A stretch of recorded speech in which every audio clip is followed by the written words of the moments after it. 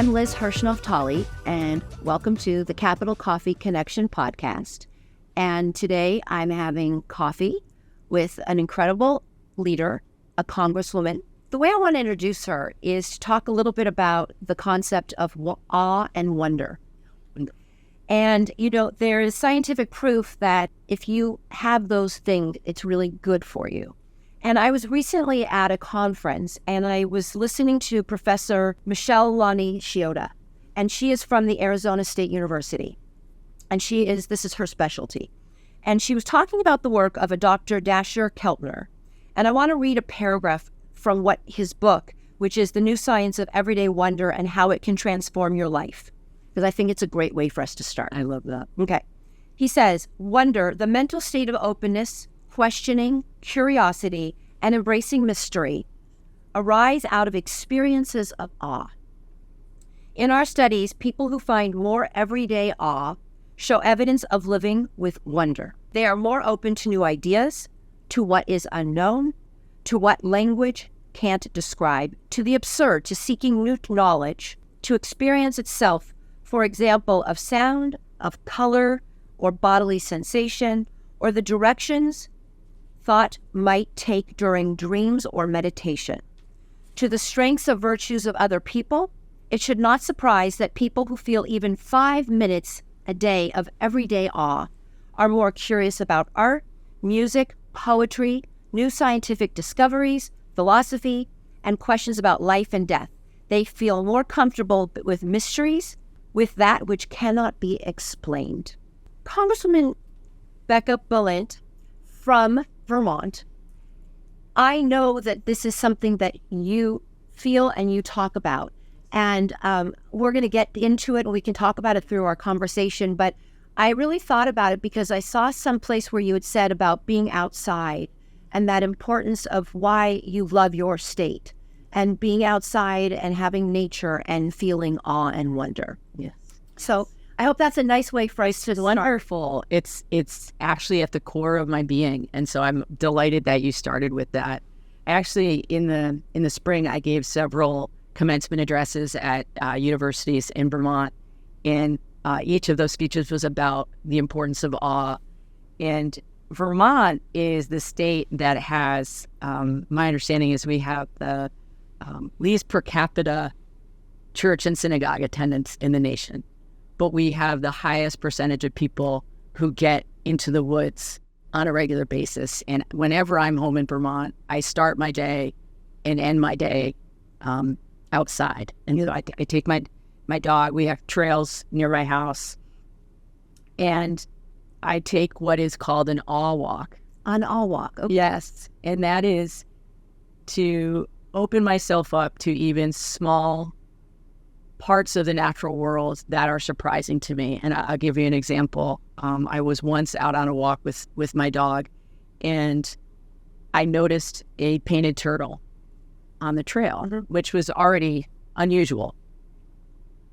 And then I noticed another one and another one. These are live turtles. These are live turtles. Okay.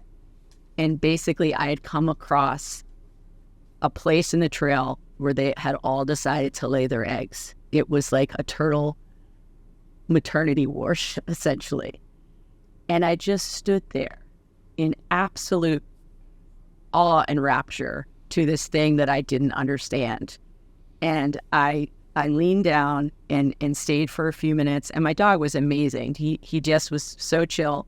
And I watched them laying eggs, at dawn.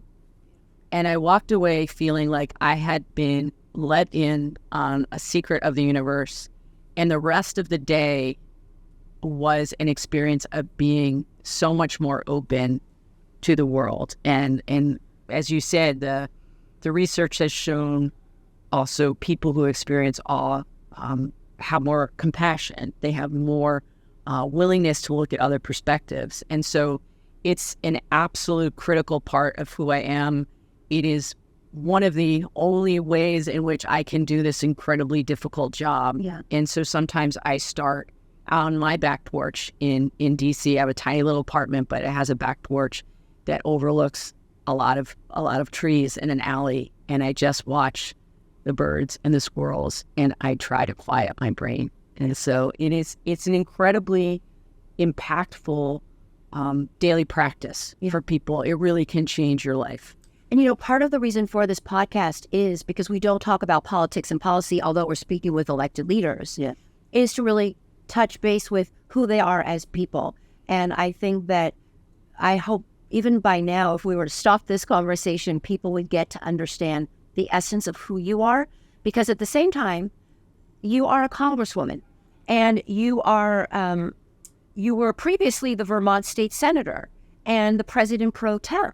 And you are the first woman and openly gay LGBTQ leader to represent Vermont. So while there's like this person, you also have these roles which are incredible, and being firsts. Unfortunately, it took this long for you to be a first, for somebody to be a first, but there has to be a first. And what I always say is that the first then make way for the next. We have to bring people up behind us on the path. Absolutely. Yeah. So what we're going to do now, and we'll continue this conversation throughout, but I would like to go back to like when you were young and what it was like to grow up, because you have an interesting history. Your grandfather was a Holocaust survivor. He was actually killed in the Holocaust. Your grandfather was killed in the Holocaust, but your father is a survivor. Yes. And he came to America as an immigrant. Yes. And then he actually turned around and then he served our country in Germany, because you were born in Germany. That's right. Can you on an army base, At an army base. Yeah. Yes. Can you talk a little bit about what it was like to grow up with an immigrant father, a mother who was American? Yes. That's something I know from experience, that the Holocaust lives on in many generations to come. Yes. I think I want to start by just talking about when I realized just how much the Holocaust history had impact our family in deep psychological, emotional ways that I didn't fully understand as a kid. I moved to an apartment in my little town of Brattleboro, and my dad was helping me and my spouse move into this new apartment. And a letter carrier came and said, "Oh, Becca, you used to live on so-and-so street, and this is just a natural way of talking in Vermont." And she walked away, and my dad was terrified. And he said, "How does that person know where you live? How do you feel safe knowing that you are not anonymous?" And my wife and I talked about it afterwards, and it was this light bulb that went on. It was this sense of, you are safer when people do not know who you are and where you are. And when I ran for office, it was terrifying for my dad in particular, and for my aunt, his older sister. And we used to start every conversation with me after I was elected to the state senate. Do they hate you yet? Have you been vandalized yet? Is anyone slashing your tires? And this is in America. Yes. And I would say to my dad, look, if those things are happening, I'm not going to tell you, because you're so worried. And so fragile. And so just know that in this moment, I feel safe. I am surrounded by people who love me and protect me. But that was this opening for me to understand why, when I was a kid, he would get enraged when people would just stop by our house unannounced. Interesting. And if he felt like I have siblings, we were talking about our family out in the world.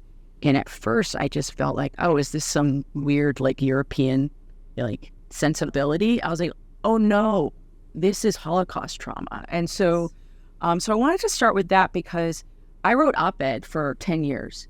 And one of my most popular columns was about this realization that I had, and how this passed from generation to generation, and how I really saw my role as trying to change the family narrative of what neighbors could be, that they did not have to be people who betrayed you. But that's my work to do. That's not his work to do. And so, yes, he I say he loves this country as only an immigrant can. He feels like it gave his family a new life. He did sign up for ROTC in order for him to be able to go to college. They came here with nothing. And then, yes, was stationed in Germany. And I can tell you, he had some really intense conversations as part of when they did joint maneuvers with the American and German military, because people didn't know he was fluent in German. And it was so clear that there was still very much denazification that needed to happen. And so all of these layers of his experience has helped me both feel incredibly grateful that I'm here Right. in this country, and the strength that he has shown throughout my life while dealing with this horrible trauma, gives me strength. And then you became a teacher. Yes. And what did teaching give you to be able to share with students? Because, like, I usually ask people, like, a teacher and what they meant to them, but you have such a rich history. And I also then haven't really spoken with somebody who was a teacher for a bunch of years, 14, 15 years. Yeah. And I'd love to know, like, what that experience was like, because you have a lived experience, and then obviously you were a teacher, Yeah. but being able to impart with young people, and then perhaps how that then got you to understand that, like, you could also make change and educate through political work. And it's not a matter of which side, but just through political work. Yes. I really love talking about my teaching past, because it is a huge part of who I am. So in the teaching world, folks who teach middle school are often referred to by our colleagues as, like, those strange weirdos that want to be living in a hellscape every day, okay? But I love middle schoolers because there's no filter.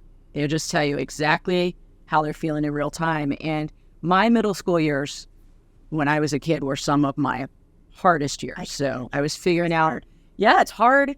It's hard even if you're not struggling with your sexuality. Right. But, when you know at an early age that you are queer, and it's not something that is valued by society, you hear homophobic things about your teachers and your family, like, it's really, really tough. And I think that's why I went into teaching middle school in particular, because I remembered how lonely I felt.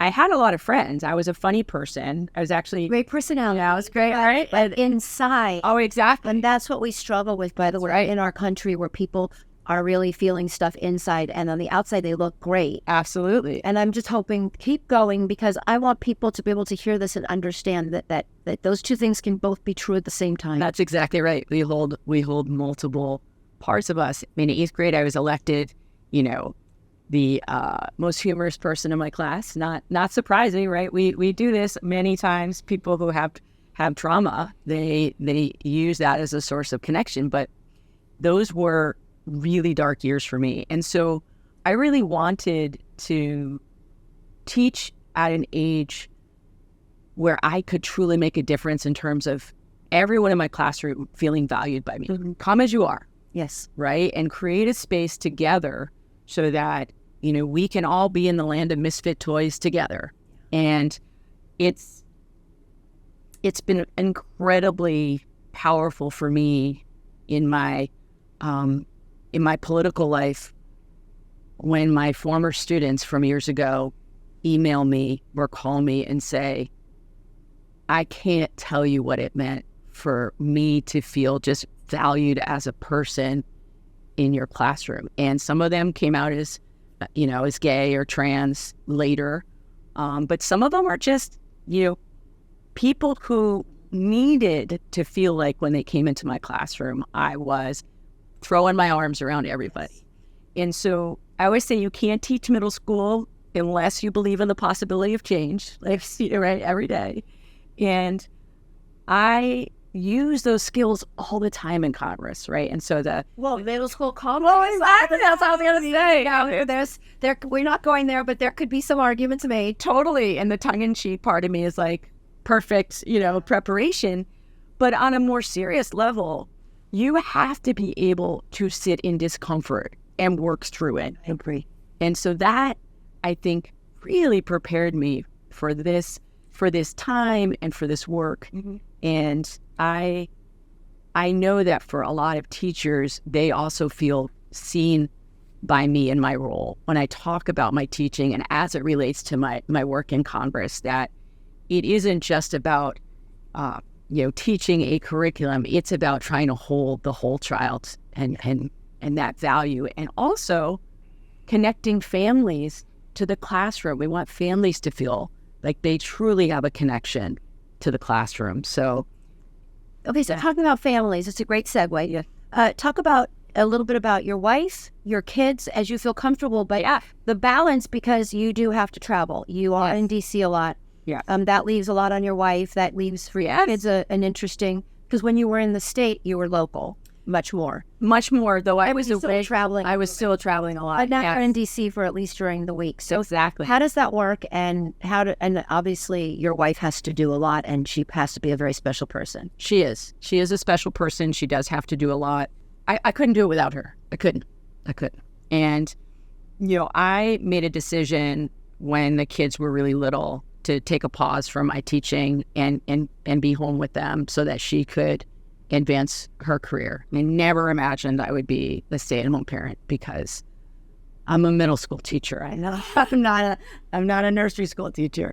But she always said, now's your time. Like, I don't want you to look back. Yes. And think you didn't do the work you were called to do.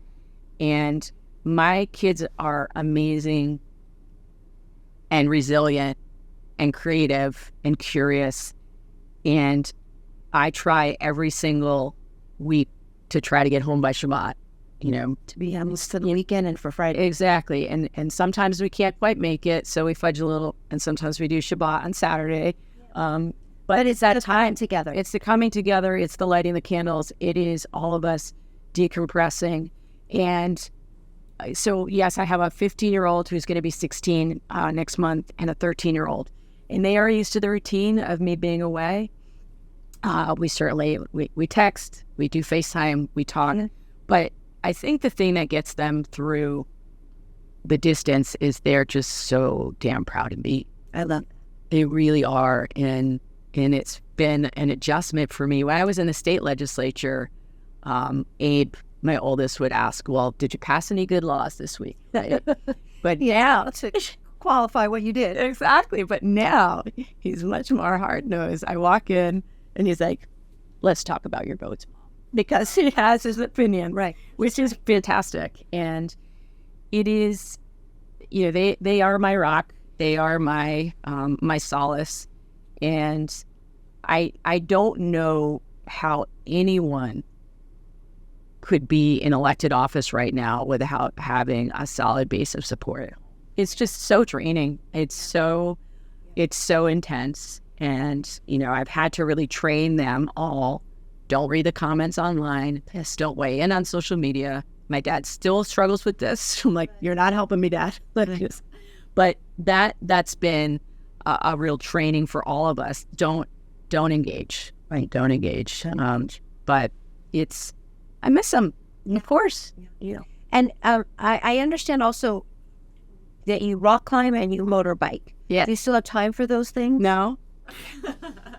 I very rarely get to rock climb anymore. Sometimes I'll go to a rock climbing gym right now. Just for the pleasure of it. But I do try to get out on my motorcycle whenever I'm home. It requires incredible hyper focus. You can't think about anything else when you're riding a motorcycle. There's just so many. So it's your way to shut off. Totally. Like, you have to just be focused on the road ahead, and that's it. And when you come off of a ride with this complete sense of, complete sense of relaxation because I've been so hyper-focused, and then I can let down. I wish I had more time to ride. I love that being in that world of riding motorcycles brings me into contact with people I might not meet otherwise.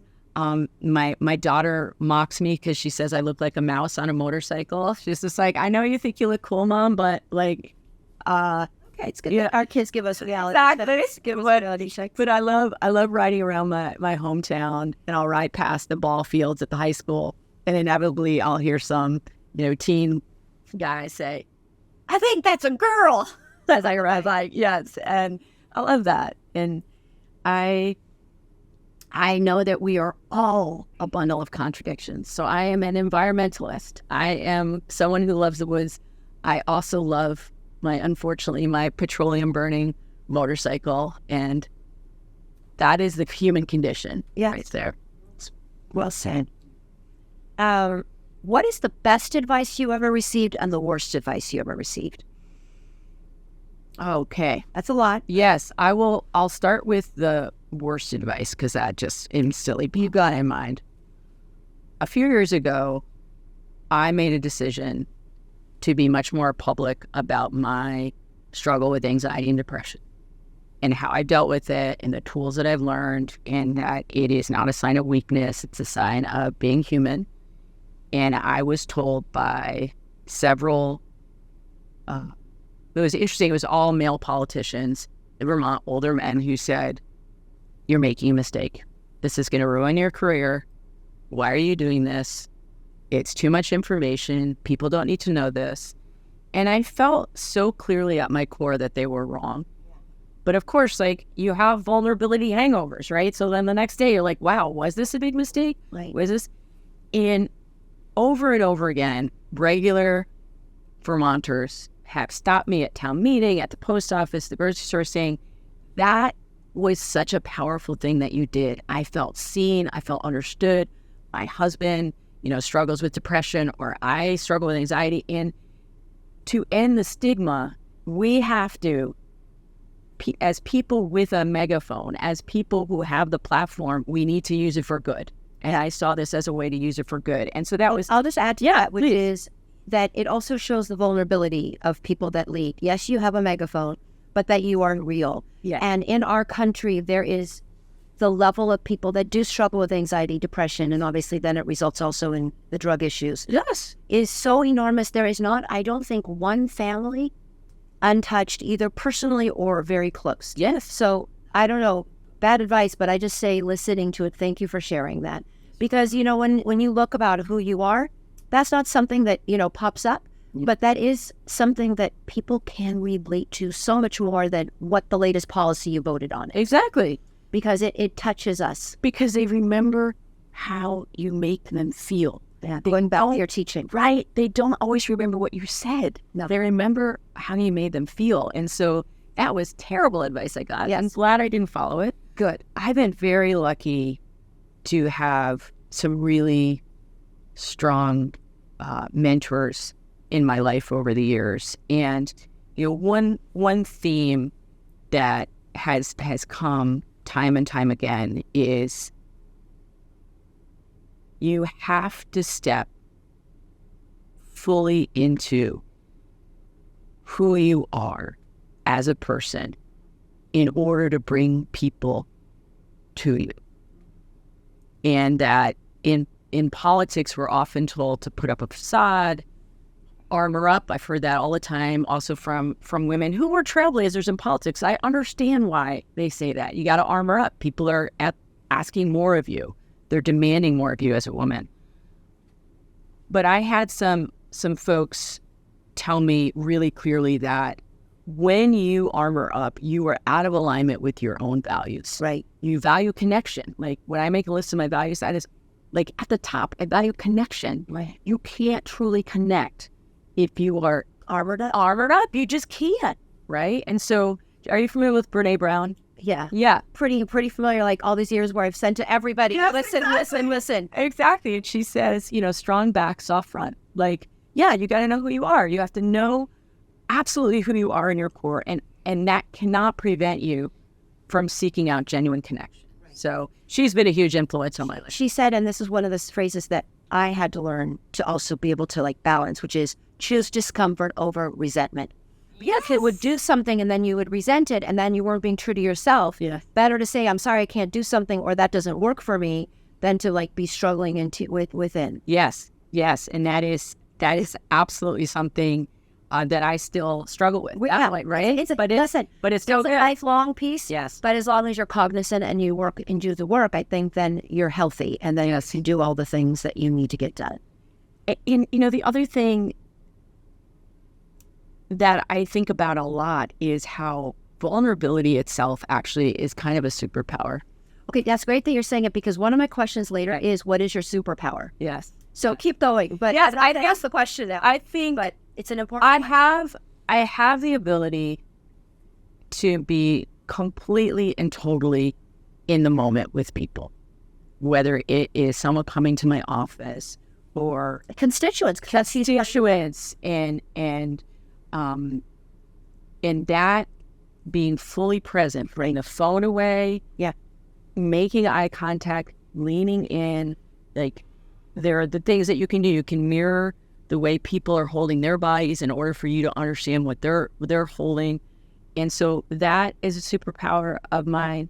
Certainly being willing to be vulnerable at times when other people would prefer to go back into the shadows. And I am constantly amazed by how a tiny little bit of vulnerability and connection can build,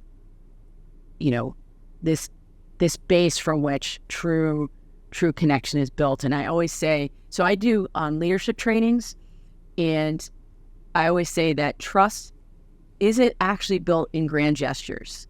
Okay. And I think that's where we get it wrong sometimes as leaders or bosses. It's not built in grand gestures. It's built in those tiny little moments. And so I love tiny little moments of connection. Yeah. And that's kind of how I live my day every day. Okay. So now we're going to switch to a little bit of how you live your day every day with just rapid questions. Sure.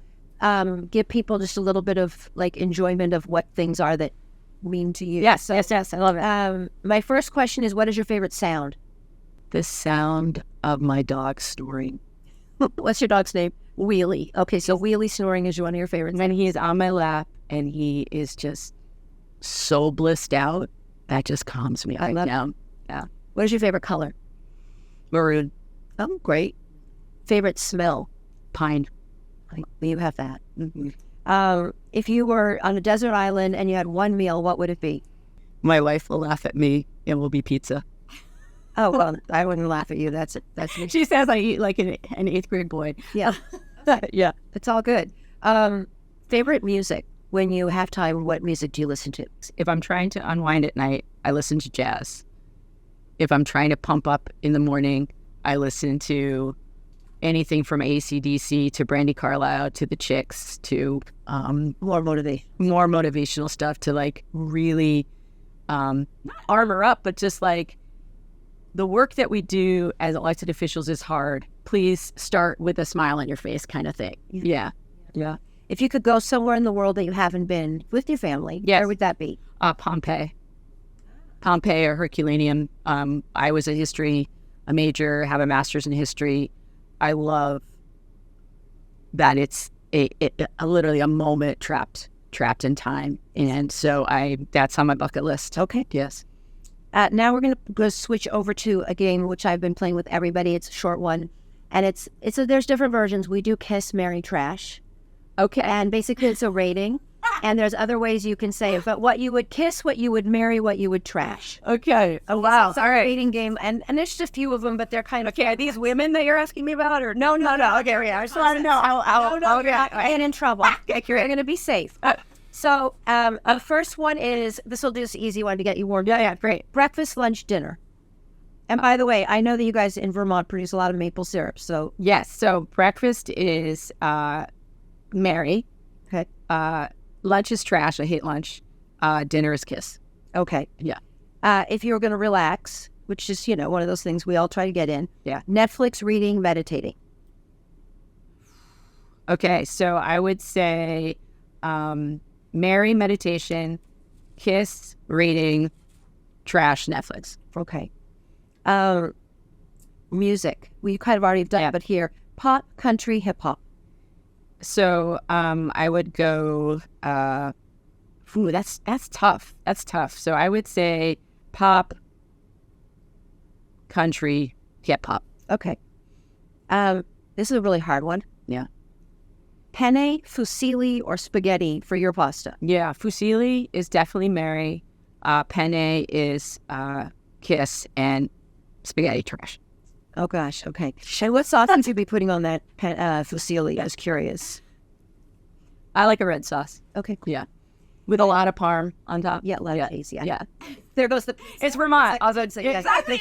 Yeah. Oh, it's like pizza out in other forms. It's combo. And then my last one is the seasons, and yours is different than others because you're from Vermont. Yes. Which are summer, fall, winter. Yes. So this is easy for me. So Mary is fall. I got married in the fall. Kiss is winter. And summer is my least favorite because I hate the heat and humidity. Yeah, and you're okay with the winter and the snow and the cold. We always say in Vermont, no such thing as bad weather, just bad clothes. So, okay. Well said. Well said. So this is my last question, which I ask each person. Yeah. What is your definition of joy? What brings you joy? And how, from being joyful, and we've sort of talked about it, how do you share your joy with others? Joy for me is being wide open, open-hearted to the world. And the way that I show it with others is, as I talked about before, I try to find joy in tiny little moments of interaction Right. throughout my day. That's what keeps me going. When I'm not able to do that, my anxiety and depression creeps in. And I have always said to folks on my team, we must find the joy in humanity, or else we're not going to do a good job in our work. And a couple of the folks that I interviewed as the earliest hired in my office, I said, if we are known as the kindest, most joyful office on the Hill, I'm okay with that. And then Exactly. you feel fulfilled and successful. That's right. You're doing. That's right. That how we do our work matters. It's not just the product that matters. How we do our work matters. Well, I appreciate everything, and it's really a pleasure to meet you. We have not met before. Yes, this has been wonderful. And, I was thinking, again, so many quotes, but Socrates said, wonder is the beginning of wisdom. Mm-hmm. And he had an idea back in the time, going back. But, there is that ability for people to listen and to understand that to open ourselves up is actually corresponding to wisdom, and it corresponds to a life that is fulfilling. And you seem to be working on that daily, because it is a daily work. It's not a light switch. You don't turn it on and off. Yes. But it's something that we can all think about. And I want to thank you for coming here and sharing, because your vulnerability, just for me personally, has given me a strength. And I thank you for that. And thank you for what you're doing for Vermont and for our country. Thank you. And I've really enjoyed this conversation. Thank you. Hi, it's Liz. Please join me every Tuesday for coffee to talk about heart and humanity with our elected leaders. Ciao.